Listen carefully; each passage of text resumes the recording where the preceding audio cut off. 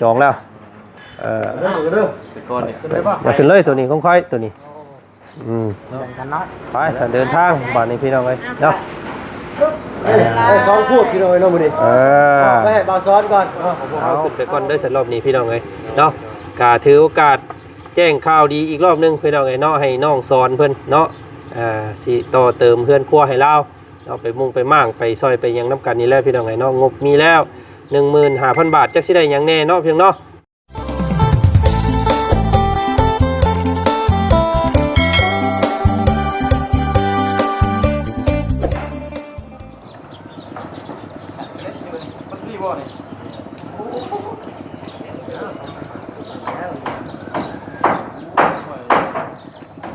ซ้อมเพื่อนซ้อมซ่านอยู่ทั้งนั้นก็ได้พี่น้องเลยเนาะผ้าลมฝนตกเฮ็ดให้เฮือนมุนเฮือนเป้เฮือนเพ่ว่าซั่นพี่น้องเลยเนาะซ่อมลำโคงหลังคามื้อนี้ก็มืดมาอีกแล้วพี่น้องเลยเนาะผ้าปิดบ่เห็นฮอดแสงแดดมื้อนี้พี่น้องเลยเนาะมืดครึมๆสลึมสลือผ้าตั้งโงนมื้อนี้พี่น้องเลยเนาะโงนตั้งฟ้าฝนสิมาแล้วพี่น้องเลยเนาะตกมาดูนี่ยามแดดและฝนพี่น้องเลยเนาะเอาทางพวกเขากำลังสิเดินทางมื้อนี้พี่น้องเลยย่างขึ้นเซโปนเนาะพอดีพี่น้องเลยเนาะหลายคู่หลายคนเพิ่นก็ว่าโอ้ยอยากให้ขึ้นถ่ายทำการเป็นอยู่ของน้องสอนให้เบิ่งว่าซั่นพี่น้องเลยเนาะน้องสอนล่ามล่าสุดนี่เด้อพี่น้องเด้อเนาะทางบ่าวจันมีข่าวดีมาแจ้งพี่น้องเลยเกี่ยวกับน้องสอนล่ามเพิ่นเนาะมีข่าวดีและรอบนี้พี่น้องเลยเนาะขึ้นไปสิเป็นข่าวดีอย่างนั้นขึ้นรุ่นเบิ่งรุ่นส้มน้ำกันพี่น้องเลยเนาะ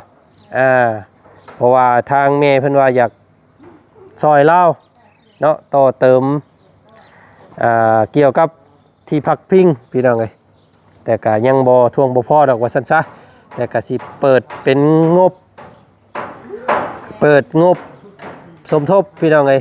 เนาะแม่เพิ่นว่ามีงบอยู่ 15,000 บาทเนาะก็เปิดสมทบสีซ่อมแซมเพื่อนครัวให้เล่าว่าซั่นซะพี่น้องเลยเนาะ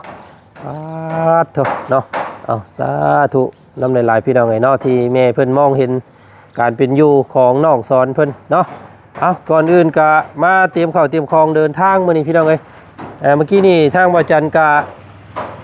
ลงไปซอยเวียกทางเฮือนบุญพี่น้องเอ้ยบุญ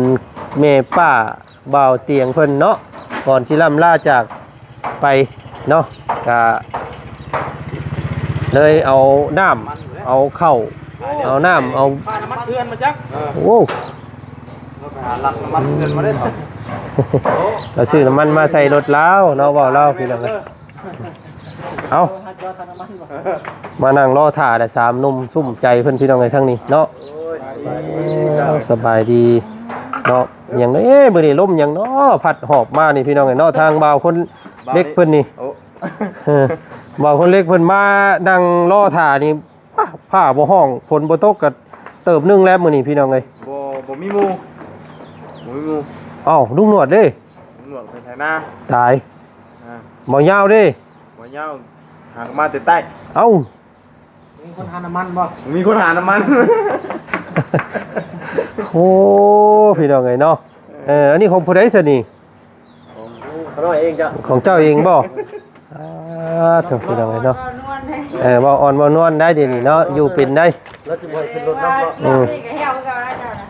บางโยหันพี่น้องไงเนาะไฟมีหยังแน่นี่เปิดจะไปดู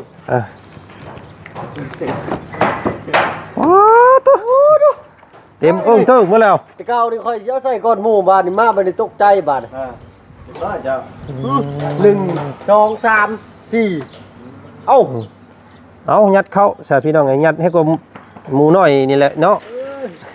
4 คนพอดีพี่น้องไงไปแต่เก่าบัดมันโมค่อยมีไผหารคาน้ำเมือกน้ำมันแน่รอบนี้ก็สิได้หารกันแล้วรอบนี้บ่คำว่าช่างเป็นแค่บัดเฮาไปมันสิได้หารบัดนี้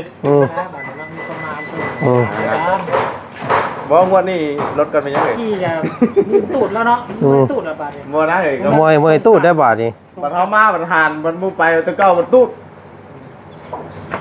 เนาะเอ้ยไหมครับ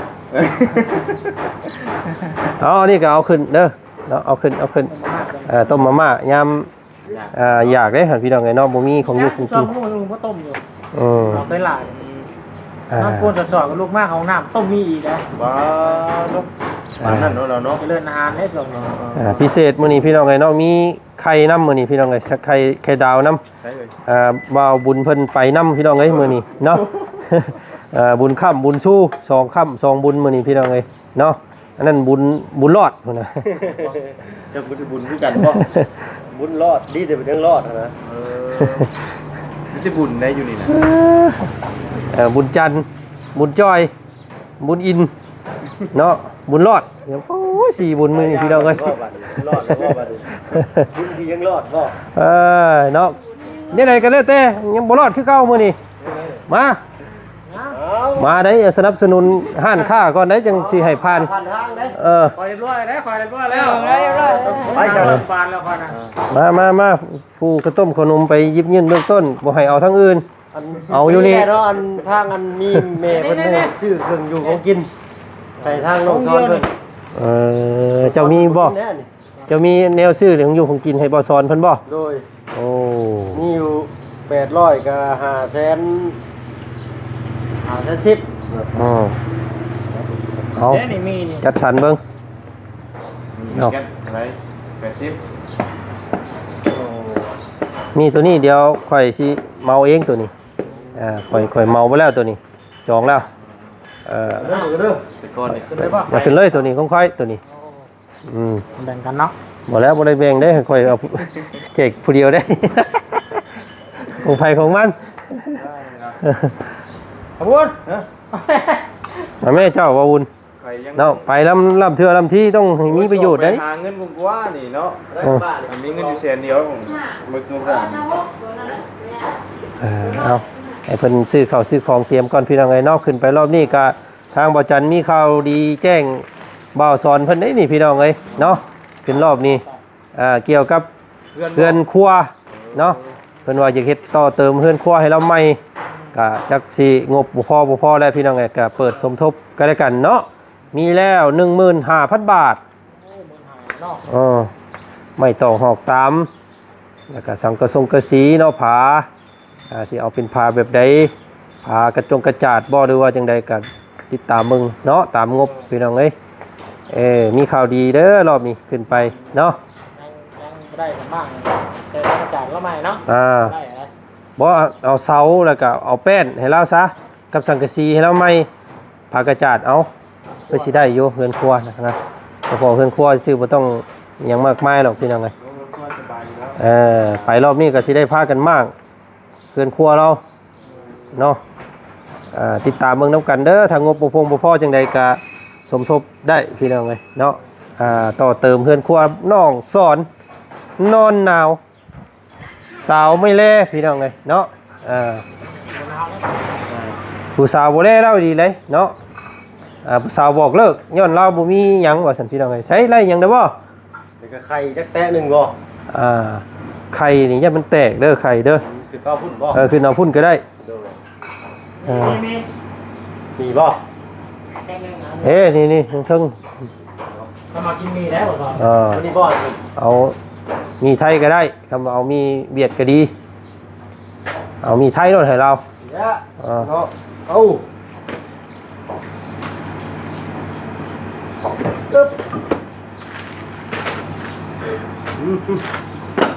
เอาแม่อันน่ะได้ค่าเสียหายให้เราเนี่ยพี่น้องนอกจากนี่แหละนอกจากมื้อนี้เป็นมื้อวันที่13บ่วันที่13พี่น้องไงเนาะกะว่าขึ้นไปก็สิประมาณ 4-5 มื้อพุ่นแหละพี่น้องเอ้ยจังสิได้หวนเตาเนาะพอดีแล้วไปรอบนี้ก็สิได้ยัดนอนอยู่ห้องเดียวกันและ4คนพี่น้องเอ้ยเนาะ ได้อยู่ ผู้ปูพื้นผู้หนึงนั่นเพิ่นนอนยันมื้อนั้น5คน แก่คนคนดังเนาะ ใส่กันคือว่าให้กว่ารถ10ล้อคนนี้กับตัวนี้กับแข่งกันนะมีอยู่3คันเนี่ยมื้อน่ะใส่ปะคือปะ โดย ไปก็นักเพิ่มกันนักตำรวจก็นักบัดนี้ตาร ถก็ยังบ่ได้เช็คซ้ำได้พี่น้องไอ้รอบนี้เนาะยังบ่ได้เช็คช่วงล่าง มันติดแล้วไปไล่ได้ไปเลยพี่น้องไอ้เนาะจักสิฮอดมื้อใดเปลี่ยนแล้วมันเพิ่งถ่ายเปลี่ยนเทื่อนึงแล้วขามันอยู่น้ำข่อยนี่เนาะก็ได้ปีนึงพี่น้องไอ้อยู่น้ำข่อยเนาะรถคันนี้ครบปีพอดีเนาะก็ยังปีกเหียนปีกยังบ่ได้ไปซ่อมใหม่อยู่นี่ล่ะเอาพี่น้องไอ้กะงานพาหนะเนาะขาเฮาบ่เบิ่งบ่แลถ้าบ่ซ่อมบ่แซ่บมันก็สิผุสิพังไปน่ะขึ้นชื่อว่ารถพี่น้องรถไปเลยเนาะ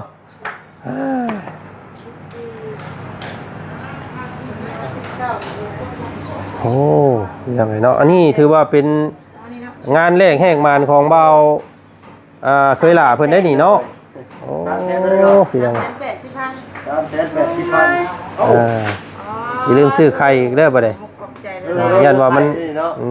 จงไว้ซื้อไข่นำเด้ งบมันว่าได้อยู่นี่ได้ใครอยู่และเอาซัมมี่แล้วพี่น้อง ถ้าบ่มีไข่ก็เอาซ้ำนี่ก็ได้ และเลือกกันไปอีกเอามาเลือกกันสิไว้น้องเพิ่นไว้กระเป๋าไว้นะบ่ได้ซื้อวัดเติมเงินน้อยแท้ที่ประดิษฐ์เลยเนาะอันนี้แยกไปเดี๋ยวต้นกันเลยพี่น้องเอ้ยโตเนาะผมขอบใจใจดีเพิ่นหลายๆเนาะเพิ่นได้ออกชื่อออกเสียงอยู่บ่ด้วยอันทางอันน้ำตาลเนาะเพิ่นอยู่ฝั่งไทยเนาะอะไรก็เพิ่นไปอยู่เยอรมันเพิ่นเนาะขอขอบใจทางนั้นเลยใจดีเพิ่นเนาะที่มอบบิ๊กแบงเนาะสินน้ำใจมาให้ทางบ่าวเพิ่นเป็นสะพานบุญให้บ่าวซ้อนคนขยันโดยอะไรก็ขอบใจทางน้ำตาลเพิ่นเลยเนาะขอบใจหลายเนาะผมคิดจะได้ผมขายอยู่นี่เด้อเนาะอย่าพลาดมาเดี๋ยวเรื่องดีๆให้เนาะถูกเนาะไปเดินทางบ้านนี้พี่น้องเอ้ยเนาะไป2พูดพี่น้องเนาะมื้อนี้ไปให้บ่าวซ้อนก่อนเนาะเอามาเพิ่นก็ดีใจคือกันเนาะที่ได้เป็นภาพบุญครั้งแรกโดยครั้งแรกบ่เนี่ยครั้งแรกตื่นเต้นอยู่พี่น้องเนาะเนาะก็ได้เวลาสมมาพาควรพี่น้องไอ้ตอนนี้ก็โอ้บ่ายโมงได้นี่เฮาสิไปฮอดจักโมงนี่เนาะได้แล้วบ่5 โมงก็6 โมงพุ่นละได้มีแต่ยาวได้บาดนี้เนาะพาเขาไปกินข้าวในบ่แล้วไปกินอยู่พุ่นละเซตะมัวเอาแบบซื้อหมักไข่ฮงไข่หำปิ้งหยังแล้วก็ย่ำมันทางเลยเนาะเพื่อบ่เป็นการเสียเวลาเนาะตุ๊กใหญ่นี่ก็ยังยืนก่อนเบิ่งคือสิสะสมไขมันไว้หลายเบิ่งขึ้นต้นทำเนาะไปรอบนี้ก็นี่แหละพี่น้องไอ้เนาะสิมี4พระองค์แล้วก็รู้สึกว่าเสียงก็สิไปอยู่บ่วันที่15ตามเพิ่นว่าโอ้มื้ออื่นมื้อฮื้อเนาะบ่าวลุงเฮิมกับมื้ออื่นมื้อฮื้อเนาะซุมเฮานี่ไปก่อนรอบนี้พี่น้องเอ้ยเอาบ่าวลาวเพิ่นลงมาแล้วบ่มาแล้วน่าจะมามื้อนี้คือสิเห็นแต่4ช่องของพวกเฮาขึ้นไปก่อนเด้อสันรอบนี้พี่น้องเอ้ยเนาะก็ถือโอกาสแจ้งข่าวดีอีกรอบนึงพี่น้องเอ้ยเนาะให้น้องสอนเพิ่นเนาะสิต่อเติมเพื่อนครัวให้เราเนาะไปมุ่งไปมั่งไปซอยไปยังน้ำกันนี่แหละพี่น้องเอ้ยเนาะงบมีแล้ว 15,000 บาทจักสิได้หยังแน่เนาะเพียงเนาะก็เปิดสมทบก็ได้กันเด้อพี่น้องเด้อเนาะอยากให้มันเกี่ยงมันงามมันอยากให้มันเป็นแบบใดก็สมทบมาได้พี่น้องเอ้ยทางช่องทางใดก็ดีเนาะมื้อนี้เนาะเอาพร้อมแล้วบ่ไม่ได้ลืมอย่างว่ามีอย่างอันเก่งน้องเก่งในอย่างเอาเบิดแล้วบ่เอาแล้วสักโต4โตบ่ได้ญาติกันเด้เห็นมันบูดได้ยามนี่ใส่กลับไปกลับมานะปีเนาะตายคักว่านี่พี่น้องเอ้ยโอ้ยบางทีน้องห้องแล้วค่อยเขาเอาเด้อนี่เนาะนี่จะมันจะว่าเลยปีดเนาะมันขมังเลยใครอยู่เนาะไป2คนไปสิกันสิได้นอนถึงบางนั่นก็สิแบ่งกันนอนห้องละ2คนสิได้ตัดงบลงช่วยกันมาสั้นซะเนาะเพื่อไปเติมน้ำมันเติมลมเติมยางอีกพี่น้องไงเนาะป้ายไปเบิ้งไปส้มกันคลิปหน้าแล้วกันเนาะคลิปนี้ก็ไปเนาะขึ้นรถขึ้นล่างบาทที่นี่สบายดีพ่อแม่พี่น้องมัดสุขุสุขคนเด้อเจอกันใหม่เนาะไปช่วยกันเตรียมเนาะเตรียมตัวมานี่แต่ไปรับลูกสาวทางเจ้ามือแรงเนาะ เอาแต่มีเด้อข่อยเอาเจ้ามื้อนี้ ยังบ่ได้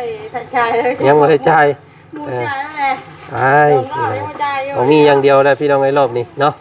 อ่ะ เรียนเอาเกิดมันว่า แม่นข่อยสิเอาตัวนี้แหละ เกิดเนี่ยก็เอาไปแล้วนะ อืมไป คุณพวกเพื่อนหนังใหญ่ไม่เนาะ แม่น ไอ้มันเปียกเด้อ ย่านผลห้ำอยู่ได้รอบนี้พี่น้องไงเนาะบ่ได้มีอันว่าอีหยังฉีกควกตุ๊กแกเอาไว้เนาะบ่ได้ส้นผ้าส้นพลไปรอบนี้ก็บ่มีหยังหลายคือเก่าเด้อพี่น้องเอ้ยเนาะบ่มีของแจกของแถมมีแต่ปัจจัยส่วนตัวล้วนๆรอบนี้ก็ได้พี่น้องเนาะไปพบไปพ้อกันอยู่ตามถนนหนทางเนาะหยิบยื่นเบื้องต้นก็4คนรอบนี้พี่น้องเอ้ยเนาะก็ติดตามเบิ่งชมนํกันว่าสิพบสิพ้อหยังแน่เนาะก็ไปเช็คระบบลมเช็คน้ำเมือกน้ำมันก่อนพี่น้องเติมน้ำเมือกน้ำมันและหลักๆแล้วเนาะ ลุย รถไฟแสนออกใหม่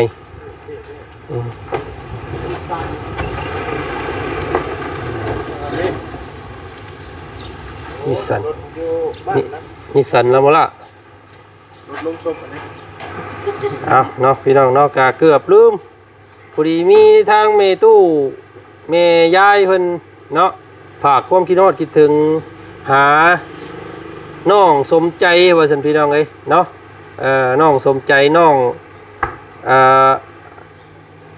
อยู่บ้านนั่นแหละพี่น้องเอ้ยเนาะแก่งทองเพิ่นฝากให้ซื้อเครื่องอยู่ของกินไปให้ลาวเนาะมาม่าหนึ่ง เอานี้ มาม่าหนึ่งแก๊สเนาะบ่ได้เอาน้ำของเฮานี่ก่อนก็ได้นี่งบงบ 1,500 บาทเด้อพี่น้องงบเพิ่นเนาะแล้วก็ปลาปอง1แพ็คเอาโลซ่าอย่างดีเนาะตามมงกุฎพี่น้องเลยแล้วก็ไข่ไก่1แผงน้ำตาลทราย1กิโลแล้วก็ผงชูรส1ถุงเกลือ1ผงซักฟอกเอาตัวกลางเนาะแล้วก็ยาสระผม1ซอสมิกกี้1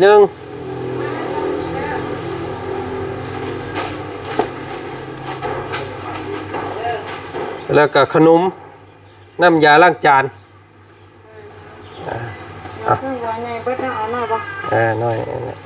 เบิ่งงบมันก่อนสิไล่ให้มันนั่นแหละพี่น้องเลยนี่ผู้ชายใส่ ผู้ชายน้องสนใจ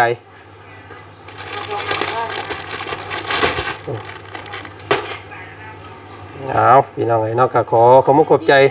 ทางยายสุพรรณพี่น้องไงเนาะอยู่ทางฝั่งไทยเป็นก็มีน้ำจิตน้ำใจยังคิดฮอดคิดถึงยัง